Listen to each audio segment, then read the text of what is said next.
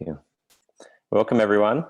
Bit of a surprise to have this many people turn up to a workshop called Becoming Nobody. We were actually looking forward to being able to say that nobody showed up, but that's not the case now. So welcome, everyone. And we're really looking forward to having some fun with you in exploring what becoming nobody might actually mean for each of us and the art of uselessness. Right? How freeing would that be? And so before we move on, I'd like to acknowledge the traditional custodians of the land from which Sarah and myself are calling from, the Arakwal people, the Bundjalung Nation, and recognizing their continued connection to land, water, and community, and paying our respects to elders past, present, and emerging. In a moment, we will do a sitting to just bring us into this space and so that we can all drop into this space together, regardless of whether we've just woken up, being in the UK, we've got someone from Brussels here, or whether we've just spent the whole day doing whatever we've spent the whole day doing. And in this session, the flow of the session is going to be starting off with a bit of an introduction to the team, and then a social space where everyone will get to know each other a little bit. And then we'll dive into what identity is. What is identity? What are we meaning by that? Yeah. And then we'll delve into the process of the inner work, the process of becoming nobody and the art of uselessness in that sense. And then we're hoping to have a decent chunk of time to be able to dive into any questions and be able to answer those. And we'll see if we can dip into those along the way as well. But if you've got anything, please jot them down for yourself so that you can bring them up when an opening is available. So here is an introduction to the team behind Yes And. So this is the team of coaches, trained coaches, certified coaches, being myself, Marion Giddy there, Sarah de Klerk, which will be co-facilitating today, and Lawrence Toy. So all of us are on the call today. Give them a wave. Lawrence, if you can give us a wave, and Marion, if you can give us a wave. So we've been working together for just over a year now and have formed a pretty tight bond. And with Lawrence being overseas and continuing on this work, it's been pretty special what's been created in the last 12 months. So quick intro to why we do what we do at Yes And. Everything we do, every single one of our offerings, is to shift human consciousness for a generative human presence on this planet.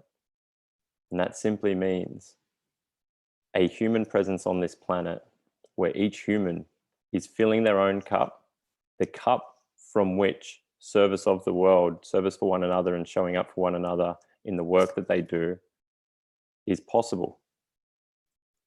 And so how do we do this? How do we continue to live on this planet in a way that is generative for the environment as well? And it really comes down to shifting consciousness, and there's work to be done individually and there's work to be done collectively. So we'll delve and dive into that a little bit more. Thank you for joining us here and being a part of that. Hey, every single one of these workshops, festivals, retreats that we run, and we get to meet people that are on a similar journey. The very fact that you've chosen to be here means we're on a similar journey in one way or another, which is beautiful. Sarah, please. So we're just going to do a little sitting together to drop in together in this space. So if you want to close your eyes and just feel whatever you're feeling right now as we sit in this space together. Hearts are beating. The breath is breathing itself in and out. And just notice where you're sitting. Allow your attentional field to truly feel yourself. Really feel into your location and what's happening for you as you're sitting here. What is true right now?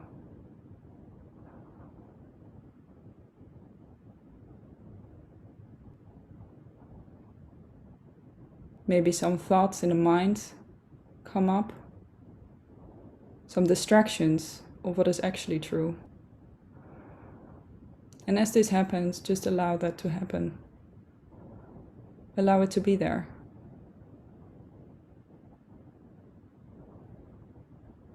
Just relaxed in this moment. And as we leave the mind and we drop into the body with the attentional field, just drop down into the body. Notice your heart space. Notice the warmth that's there.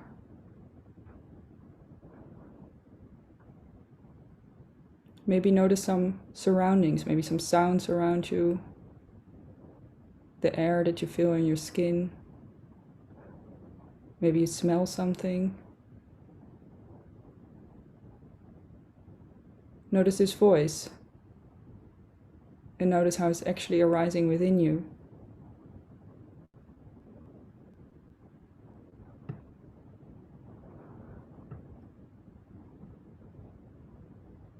Now notice what is not there.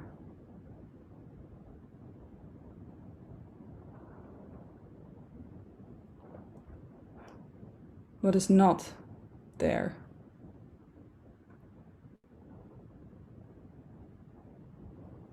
What is true there?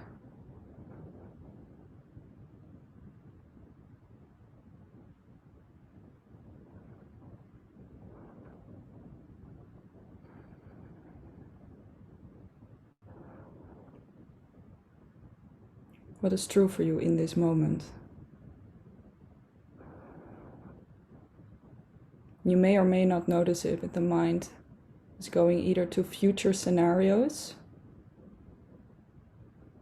or something in the past, either memories, maybe from today, something that happened during the day, yesterday, an hour ago, or future scenarios, fantasies,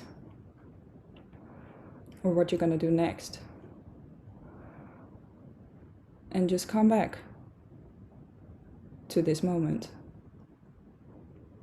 What is true? Here.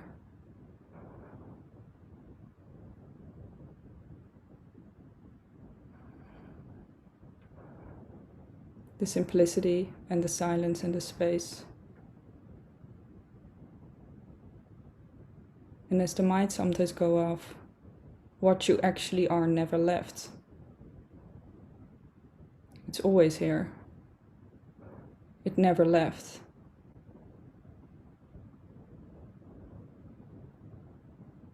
What is true?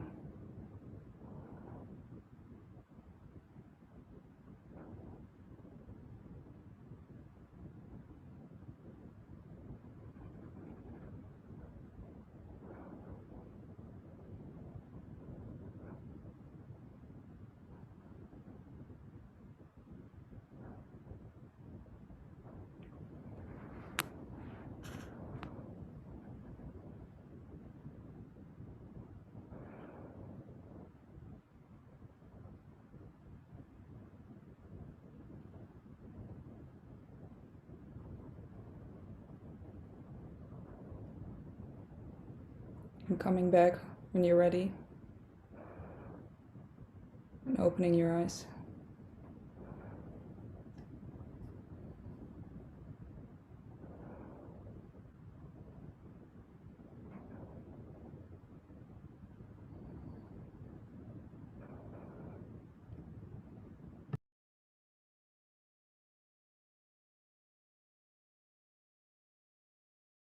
Okay, thank you, Sarah. So we're going to move into a breakout room with one other person. Marion, if you could place everyone into a breakout room with one other person. And all we're going to do is just create a bit of a social space and introducing yourself and letting that person know a little bit about yourself. And then we'll come back into this open space here. So enjoy the social space and we'll see you at the other end.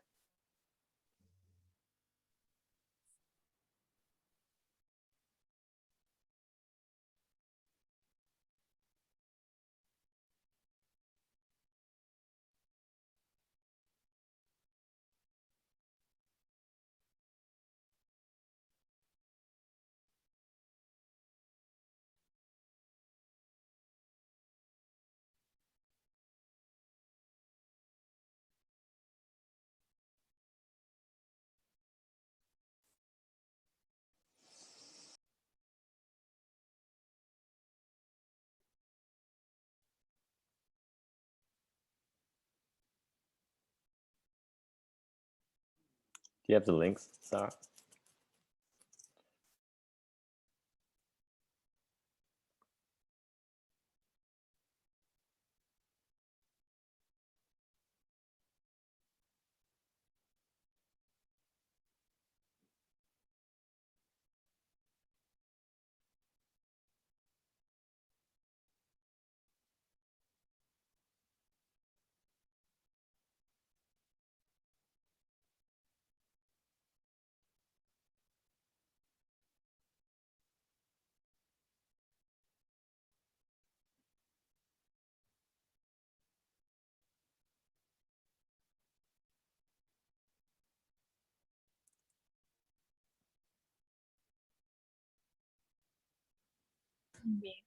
Beautiful. I think that's everyone, right?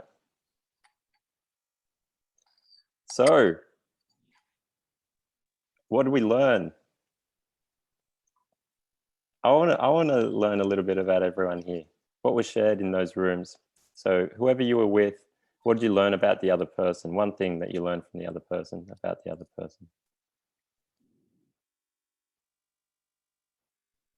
Let's hear from 3-4 people. I'll go. Go for it. Hey, Michelle.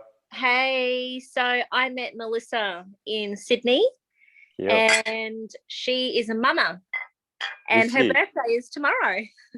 How good. Happy birthday, Mel. I saw that post. Mel, what did you learn about Michelle? I learned that we're pretty much on the, I feel like we were on the same path. We, just in terms of personal development stuff, you know, it can be quite exhausting going through all this and sort of wanting to become better and more awakened, I suppose. So sometimes I go through these stages where I just want to go back to being normal, you know, and not knowing all the stuff and just be the default program that everyone else does. But we were laughing about it because it's great, but at the same time, it can be exhausting. And I think Michelle and I agreed on that. Yeah, red pill, blue pill, right? Yeah. So yeah, we had a chuckle about that. Cool. Veronica, what did you learn about your significant other for the moment there?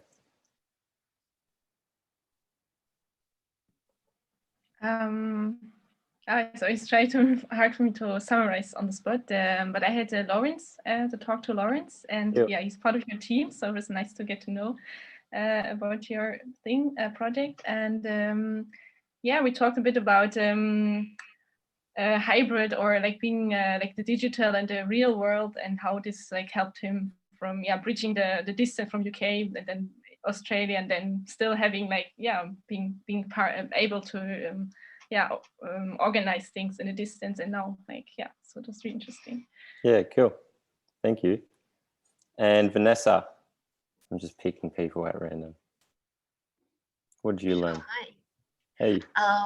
I was with Sylvia, and I think we swapped continents basically. So I'm in the UK at the moment. Sylvia's from Austria, she first went to Australia about 15 years ago and moved there permanently about 11 years ago, I think she said. And I know that she came to know Yes and through work primarily initially. And yeah, I think that's about it so far. Cool. Thank you. And Sylvia, what did you learn? Yes, I learned that Vanessa is based in the UK, and even though she's not really working in that space, she's obviously really interested in it. And she found you guys through doing some courses at the coaching room, which is awesome. So she got to know Sarah there. And yeah, I think what I liked, what she said was that, yeah, she's really excited about the day because it's the first time that she was able to get involved with something that you guys do, and that you guys always look so calm and happy and joyful. And so we're very excited to see what this is all about. Yeah, cool. Well, welcome everyone, and glad everyone got to know each other a little more as best as we could in those few minutes. And let's go into what the identity is. So Marion, if I can share, please.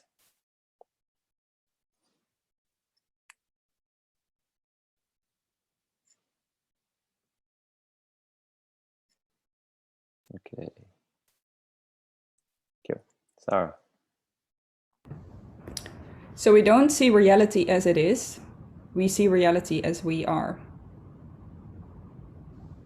And what we mean by that is we see reality as we are, as the identity. So when we reference the identity, what we might also call the ego construct or the occupant, the self-structure, the ego. And the identity is everything that includes all the thinking and all the feeling. The next model, this is the NLP communication model. This shows how this specifically happens for us. And who isn't familiar with NLP, NLP stands for Neuro-Linguistic Programming. So it's the way we use language that determines the way we perceive our reality. And as you can see on this model, you can see an external event in the purple bit there. The external event can be anything from a car driving by, someone talking to someone else, ordering a coffee, seeing a cat, a bird flying by, watching the ocean. Everything that happens in the world is an external event. Events in the world. And that external event gets filtered through three main filters. The meta programs, which are simply put thinking patterns. And there are about 60 meta programs in total that each person runs through. Then there are the filters, and the filters contain all the values, all the things that you value, all the things that you believe in, the way you use language, the memories that you have, decisions that you make, and the way you code time. So it's your perspective on time. And that then gets filtered to three main filters again: the deletions, distortions, and generalizations. And that then comes into the movie mind. And the movie mind is where we're actually not in touch with reality anymore. We're in our own thinking about it. Our own thinking about what we think is reality, actually. But it's not actually what reality is. We think that it is a particular way. And if you, in the external event, there are about 2 to 200 million bits of information per second out there. I'm just going to play a little game here, and you can put it in the chat box. How many of those bits, 2 to 200 million bits, do you think the conscious working mind, so the conscious working mind, can hold per second? So if all of reality is a puzzle, a big puzzle with 2 to 200 million bits of information per second, how many of those bits does the conscious mind hold? You can just pop it in the chat box, and I'll give you 10 seconds. First thing that comes to mind is just a game. 4, 3 to 4, 10, cool. All of them. Nice, Lawrence. 5. Cool. So pretty close. Clinton, woo! 4 to 7 bits. 4 to 7 bits of the 200 to 200 million bits of information that are out there per second can the conscious working mind hold. So this shows how biased we are. And every individual on this call is holding 4 to 7 different bits than the one that you are holding, probably. It's actually a miracle that we're sitting here in this space and that we can share with language and so on, and that we can make sense of what other person mean and so on, that we can make sense of each other. So it just shows how biased we actually are, eh? Then as we look further in this model, from the movie mind, so the thinking about the external event, we go into a state of mind. So then we start to think about our thinking. For example, I feel very anxious that I felt fear. And that's how we metastate ourselves out, even further out of actual reality. And that's where we experience certain states. It can either be anxiety or more like depressive kind of thoughts. And it doesn't have to be an extreme form of anxiety, for example, but it can just also be an underlying currency of fear that sits in the state of mind. And that's also experienced in the body. In the body, you can feel a state. And it's simply energy and motion. Emotion is what we call it, but it's simply energy in motion.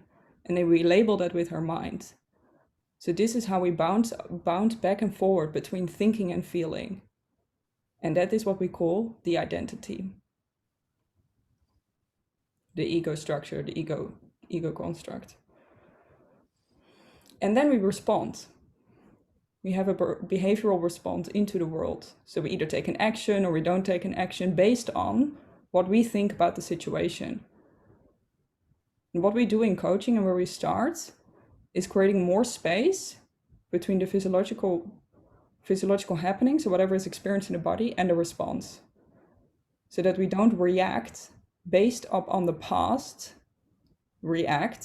so based upon the past, but that we actually can respond more truthfully in the moment.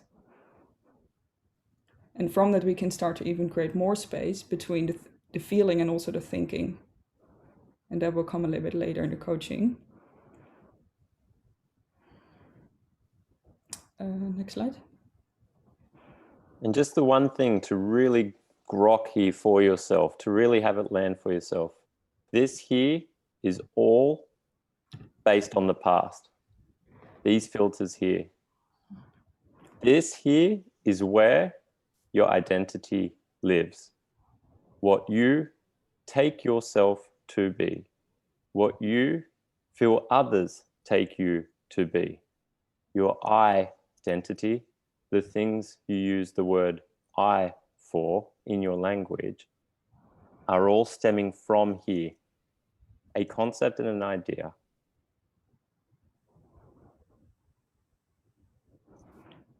And as we start working through the layers of these filters, through the identity, we open up more potential for ourselves. And we are actually able to hold more of reality within our conscious mind. And also beyond mind, so more so in awareness. We transcend and include new ways of being for ourselves. So here you can see a few layers of reality. And the bottom one there, the demi-reality is what it says. That's where the identity lives, the ego construct. And it's demi, so it's 1/4 out of the whole of reality. This is where the thinking and the feeling happens. This is a very similar experience to a dream, actually. A dream would be a really good example of that, or a nightmare. Have you ever had a dream or a nightmare and it felt so real during the dream? You were running or you were doing something in the dream, something was happening in the dream. It felt like you were in it and as it. But then you woke up and you realized that was actually not you, that was actually not real. Well, that's the experience like if you wake up from the demi-reality into the relative reality.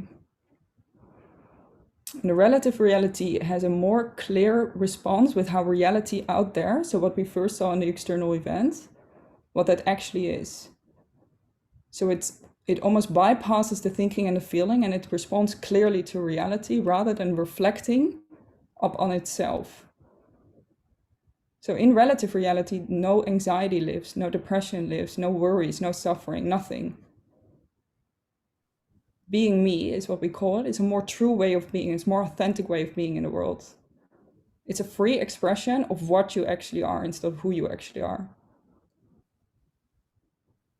And with that comes right speech, right action in a moment. You would know exactly what to do. A child would be a really good example of that. And a child is pre-personal, and then we develop the personal, so that's the identity. And we go transpersonal now, so it's beyond the identity. But a child is a good example that in terms of just responding to the moment, it doesn't think about what he's doing, it just responds. How easy is that, right? And then we can go a layer deeper or higher, or however you want to see it. We go into absolute reality. And this is where the formless causal state lives. Formless being without form. That's even more truly what we are. Then? And so all of these realities are playing out simultaneously right now as we speak. The only difference is, are you distracted by this demi-reality? Are you distracted by it so much that but it feels so real, like all of this suffering that goes on and attachment to things and the experiences there, it feels so real. It does, just like a dream does, until we wake up from it. And so are we being distracted into this demi-reality? Or are we spending some time here noticing the demi-reality play out? Are we oscillating from here to here to here to here? These are the happenings that start to play out as the inner work starts to expand for a person. And it isn't about becoming anyone or anything, but rather realizing a truer state of me, including this here. And as we realize that, we are no longer distracted into and by this demi-reality, the dream, the nightmare, whatever that might be. So what that, for example, looks like right now is a bunch of animals on a call.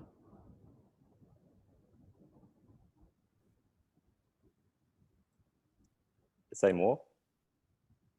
There can be ideas and things that they're humans, and there's the Sylvia, and there's a Mike, and there's a Vanessa. Who is that? And so when you were in your... What are we referencing there? When you were in your breakout rooms and getting to know each other and the things we told the other person about ourselves in that sense, you know, what were we referencing? Were they things that were a part of our identity? Were they things that we take ourselves to be or feel that others might take us to be in that sense? Just start to notice, as a practice that we can take away from this moment, as you walk away from here, when are you using the word I? And what are you using the word I for? Is it I am this, I am a mother? It's true, you're a mother, but you haven't always been a mother. So it's not what's always been true about you. Yeah? Are you, go on. As we work through the layers of the demi-reality, which takes time, and it is a process, which is what one of the things that we do in coaching is working through thinking and feeling and creating healthier, more inclusive perspectives. there can be a little bit of an exhaustion at some point. Mel, what you said, that there's a bit of an exhaustion, right? It can happen because like, all this, what has happened? Like, it feels like I'm just going around in circles here. That's why this work goes transpersonal as well, because otherwise we can go in circles for the rest of our lives. And exhaustion is necessary in that sense. So, yeah. Cool. More on that later on in this session. Go for it, Sarah. So this quote is from Roy Bhaskar, and it resonated deeply here. Because thinking and feeling doesn't always seem to be about fear, but it actually is. And what Roy wrote here, fear is the polar opposite of love, stemming from an existential insecurity produced by alienation from self, alienation from what we actually are, right? Alienation from what we actually are. That's where fear and insecurity comes from. And that's then coupled with attachment and aversion. So either wanting something or not wanting something to happen. That's the bind of suffering. That's the bind of thinking and feeling and the demi-reality. Fear contracts, divides, splits, alienates, and wounds. And as we transcend and include that, we can truly express ourselves without fear. From love. Unconditionally. Yeah. And I remember when I first saw this and the word alienation, I was like, oh, what's that meaning exactly? It's an alienation from our true self, right? It almost feels weird to be in silence, in stillness, right? In nothingness, with the awareness, the thing that has always been there, the awareness that has been aware of the thoughts when you were 5, when you were 10, when you were 20, when you were 30, when you had gone through all of your schooling, when your body had changed. There was one thing, one constant factor, denominator, and that was your awareness. But to drop into that, we have a habituated way of being, which is distracted from that. And so when we drop into that, it's almost, we've been alienated from our true selves in that sense. And so who here has experienced, I'm going to make sure I can see everyone, who here has experienced a sense of not being good enough? Who here has experienced being frustrated? Show of hands. Who here has experienced judgment? Who here has experienced your perspective, obviously being the right one, right? Who here has experienced stress, overwhelm, or anxiousness in one way or another? And who here has experienced worrying about what others may think or how they might feel? Potentially about us, or potentially how we might make others think, feel, and so on. Yeah. So anyone that did put their hand up, just allow this to land, that all of these are based in fear in one way or another. Do you want to speak more to that, Sarah? No, nothing to say. And so until you make the unconscious conscious, it will direct your life and you will call it fate. A quote by famous psychologist Carl Jung. And so how often have you heard people walking around, and maybe sometimes at some point in our lives when we weren't all super conscious spiritual beings, we caught ourselves actually going, well, it's just the way life is, right? It's just the way I am.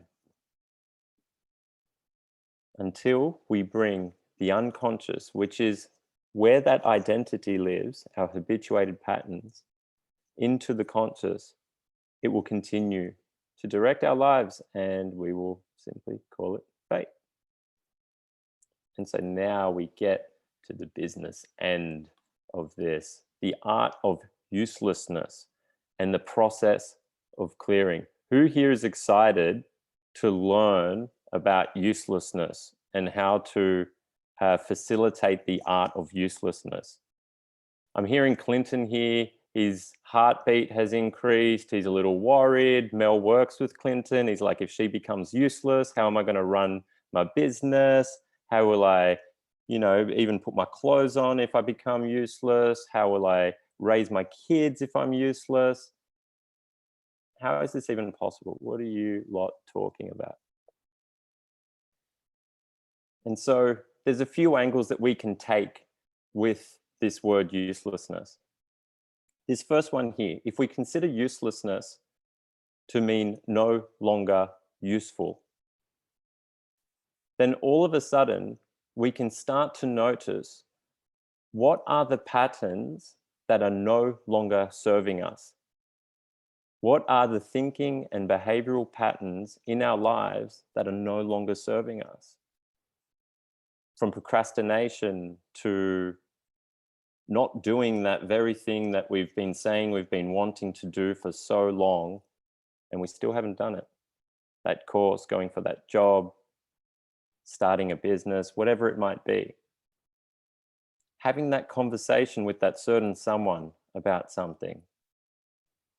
If we can see the patterns that are no longer useful for ourselves, then all of a sudden we can see where our potential is and what there is to clear. Now, how do we see them? Sweet, that's all well and good, Dan, but I'm still no clearer as to how to figure out which patterns are actually not serving me. And I can't even, life seems pretty good, but I've just got this little thing in the background that's like, something's going on, or there is more to me and I'm not feeling completely free. What is it? Here's the thing. We don't have to be super duper detectives here to try and figure all of that out. Let resistance in your life be your guide. Let it act as an arrow pointing to the very thing where your potential lies, the very thing to be worked on. So now all of a sudden it's like, okay, where in my life do I experience resistance? And it might be resistance in the form of a defensiveness or a frustration or an annoyance in conversation with a partner or a team member, with your kids. Where are you experiencing resistance? Can you start to see this resistance as your potential? Your potential does not lie in the space where you are sitting on your couch with the tea and all is wonderful and beautiful in the world, in the comfort zone.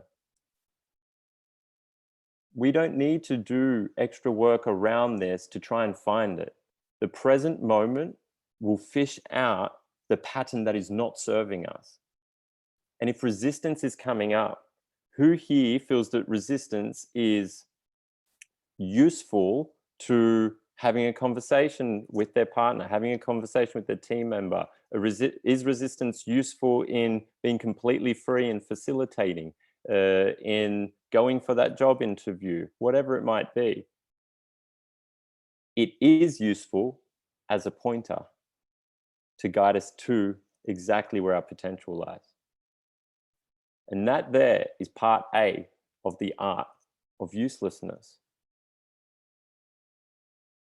Here, look at this. What do you feel when you look at these beautiful beings on this screen? Immediately, there's a smile that comes up on Sarah's face. On a lot of, everyone's softening. Look at this, right? By our standards in Western culture, these beings here are completely useless. They eat, poo, sleep, cry, and that's about it, on rotation. So by our standards, they're useless. They can't do anything.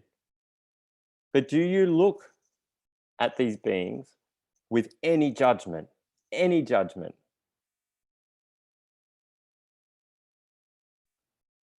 Is there any assumption or expectation placed upon these little bubbers here?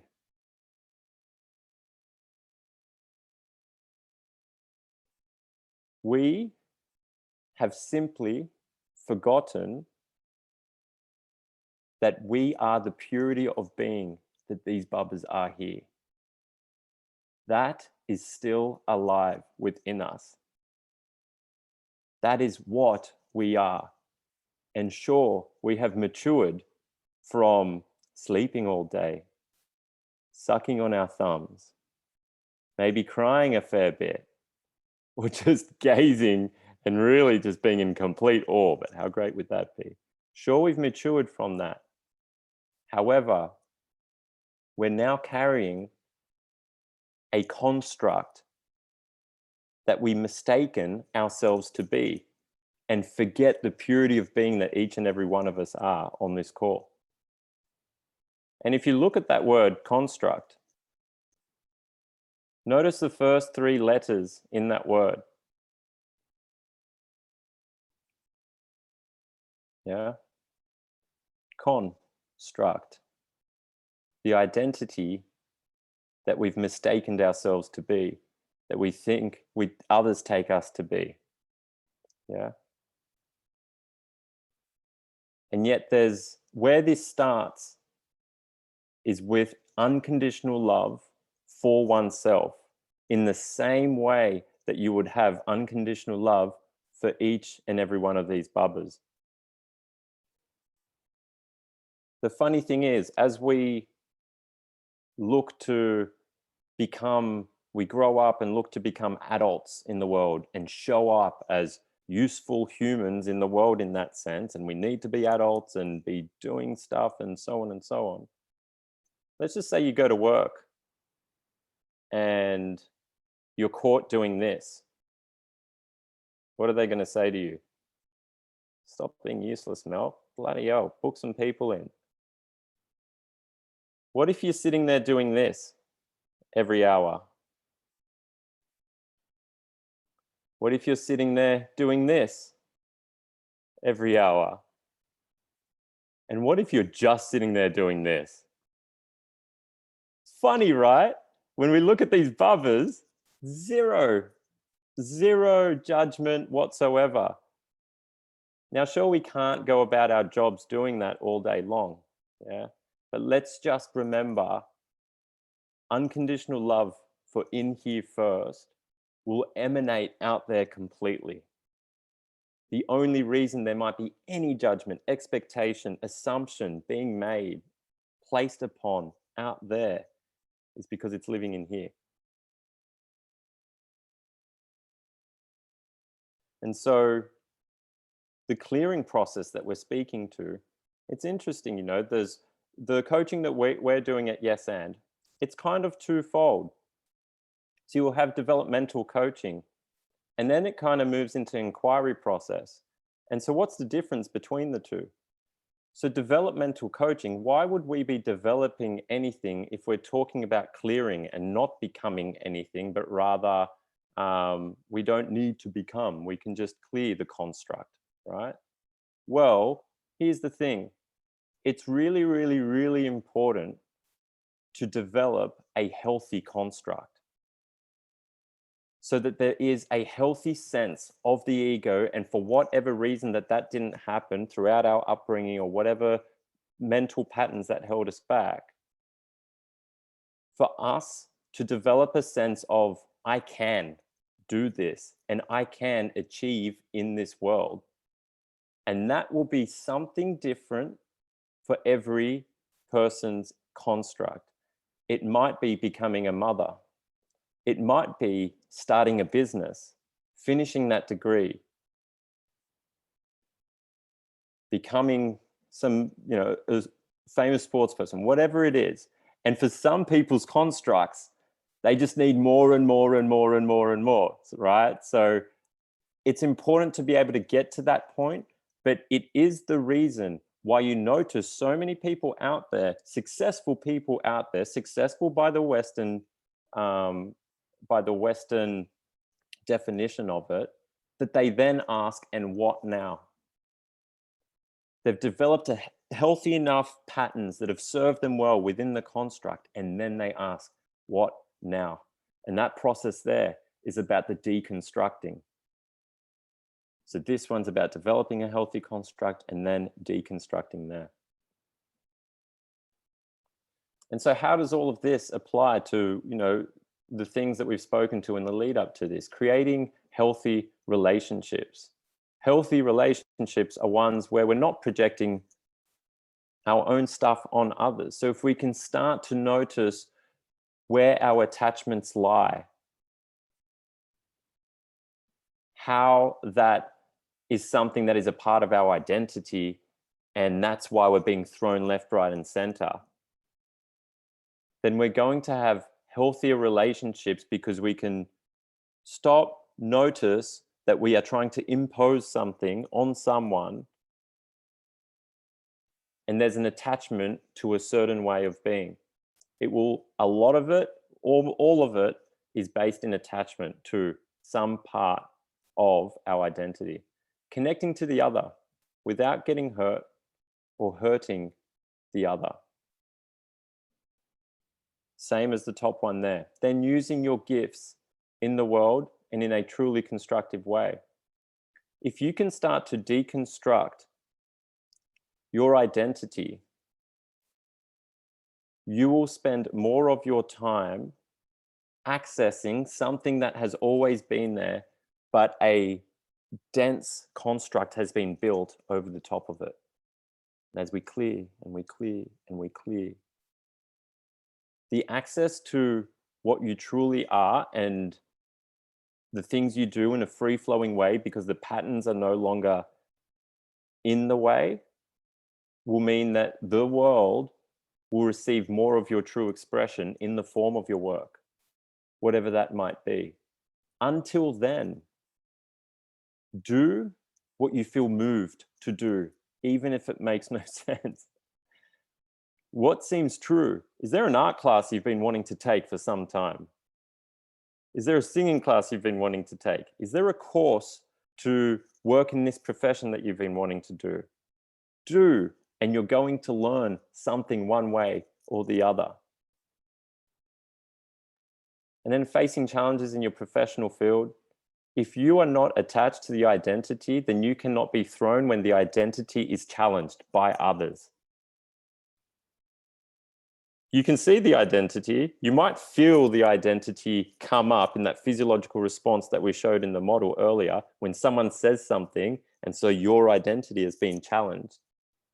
But if there's no attachment to it and you're coming from that more relative space of true me, observing it, then you're not going to get thrown left, right, and center in that sense.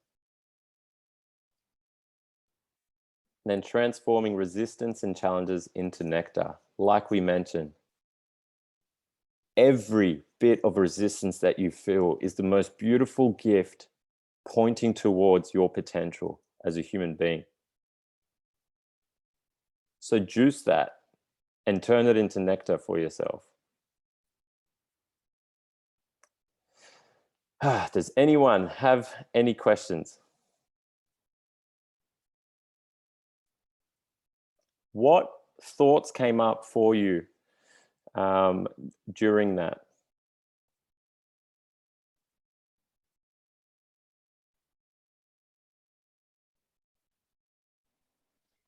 I've always lived with this, like if I'm struggling with something, I always think to myself, what am I resisting? Where's the resistance coming from? And accepting that what you resist persists.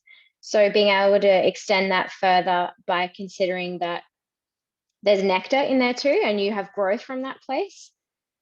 That's something that is kind of an extension of something I've already been musing on that is highlighted for me from that. Beautiful. It's just flipping the coin, right? And yeah. And I saw it as this, like, what resists persists. I need to get over it, move on, stop doing. But actually, if you, like you're saying, flip the coin, the context of it being like, but there's the potential for growth and nectar, and that's where the sweet stuff is. It makes persevering with that resistance sweeter. Yeah, absolutely. And all of this talk about the construct and identity can have the construct and identity seem like a really, really bad thing, right? But actually, what's really important is to allow all of these triggers to occur. It's the non-allowance of this, like, oh shit, I don't want to be feeling like that. And so we like, what can I do to feel comfortable immediately? How much of my life can I feel comfortable? As though we are at the buffet of life and we can pick and choose only the comforts in life. Yeah. Life is offering up absolutely everything that we need in the moment. Yeah. And it's our conscious mind that can sometimes kick in and feel as though, hang on a second, surely this isn't absolutely perfect and exactly what I need in life, right? Like I shouldn't be feeling this way. So no. Actually, if you continue to resist this and not be with that resistance, then it will come back and it will knock on the door in a different way until you allow it to be processed. And it's simply to be with it and notice, where is it playing out for you physiologically, somatically? What stories am I telling myself about this that's causing me to feel this way? Because no situation could ever have us feel the frustration or any of those emotions in that sense. Only the stories we tell ourselves that turns into the physiological response in that sense. And we've got drivers. Our drivers, those things that drive us the most, the 5 or 6 out of the 60 thinking patterns, each of us have different drivers, maybe some the same. Those are our blind spots because they're at it. They're so frequently occurring that we're just blind to them. Yeah? And that's where, you know, having the assistance of working with people as a group, having a coach, you know, each of us at Yes And have our own coach. And I've had my own coach for the last 6 years and will continue to do so. There is some point, if I get there, you know, get close to enlightenment, then maybe I won't need a coach at that point. But to have someone there to be able to be a check-in point and feed back to me what I would not be able to see myself is incredibly powerful in that sense. Cool. Lawrence. Yeah, I just wanted to speak a bit more to that, Dan, to the process that you were just mentioning there. Because what was coming up initially about the resistance was that, you know, to be made aware of that initially, there can be this sense of it being this retrospective process of like, oh, looking back to a moment and going, oh yeah, there was resistance in that moment. And it's got to be a part of the process. It doesn't necessarily have to be for a long period of time, but certainly here there was this experience of beginning to recall the feeling of resistance, but perhaps after it had the effect I didn't want it to. So, you know, like there was a resistance in sharing a specific thing with a partner, and instead of leaning in at the time, what happened was the resistance shut me down to being able to be in that truth and be in that sovereignty. And so just to speak to the process of shifting from that retrospective to a in the moment ability to notice the resistance objectively, and then for that to give the capacity to choose whether to lean in or like, you know, oh yeah, this is being noticed. So it doesn't have to become this frustrating experience of, oh yeah, I was resisting there, and always looking back and never quite feeling like we have the capacity or the ability to really develop that in the moment choice. And so in terms of, yeah, working with a coach and working with someone, you know, as a bit of a sounding board or a bit of a mirror to really move through that process, it can be incredibly powerful, and it really feels good to begin to develop that awareness in the moment. Yeah, absolutely. And so we know that people are calling in from everywhere. However, the most powerful work that you can do for yourself, if you're sitting there thinking, yeah, like just unleash me, I'm ready, I'm done with this, and like the needing to be something, to be someone and not being enough or whatever else, right? If that's something that's coming up for you at all, then we're more than happy to have a chat with anyone. There will be a link in the chat box.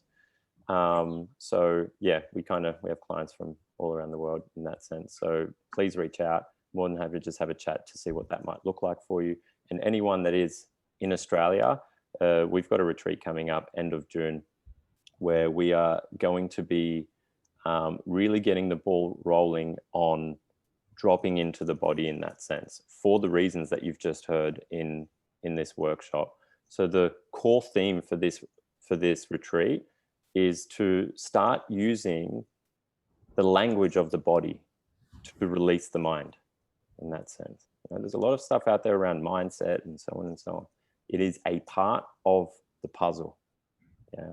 And so we will be looking to integrate mind and body in a way that people can walk away with practices that they can start applying in their day-to-day life.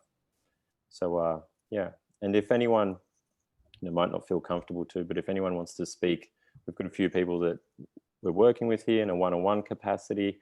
If anyone does want to speak to their journey to this point, regardless of how short or long it's been, what they've experienced, yeah, feel free to just share that if you like.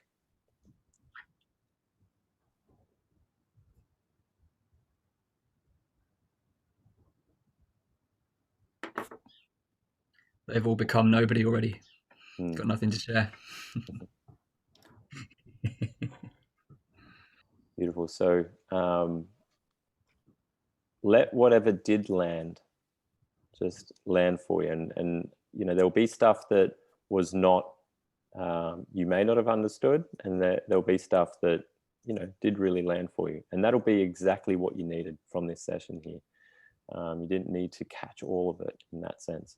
If there are any questions as we close up this session here over the next few days or whatever, feel free to reach out and send us a message. And yeah, we'd love to catch up with you.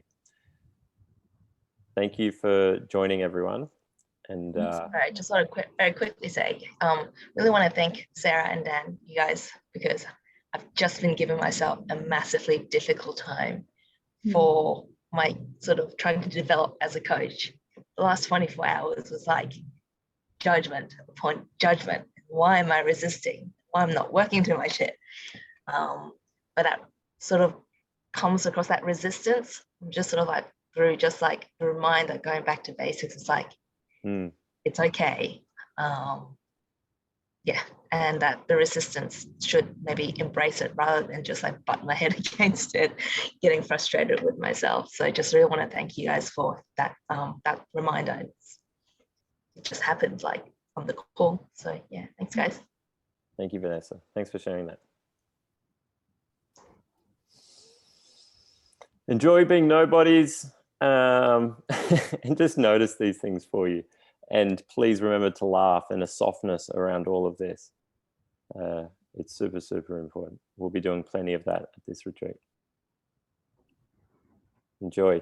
Thank you, everyone. Thank you. Have a good evening or day, wherever you are. Thanks so much, If you have guys. any questions, reach out. Thank you so much. Bye-bye. Thank you, everyone. Yeah. Bye, Sylvia. Bye. Thank you.